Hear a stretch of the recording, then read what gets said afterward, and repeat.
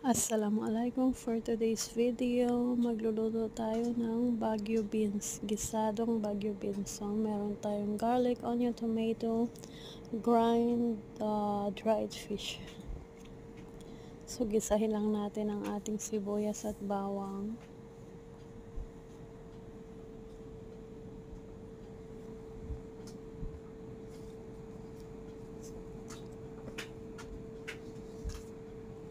And then, ilagay natin ang ating grind dried fish.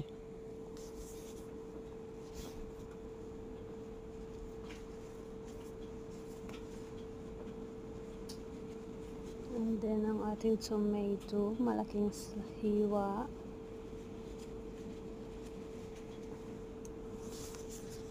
At pagkatapos, ilagay natin ang ating Baguio beans.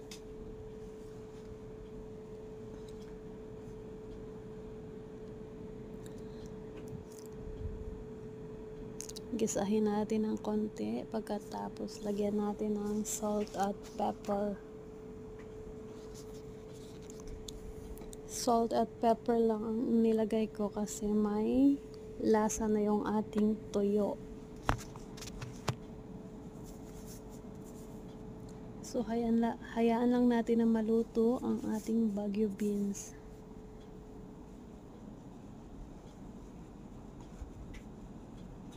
So ayun, almost ready na siya.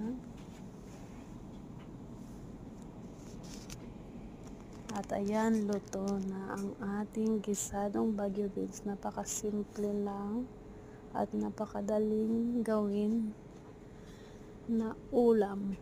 'Di ba? Masarap itong magana. Lalo na't nagpapalasa dito ang ating tuyo.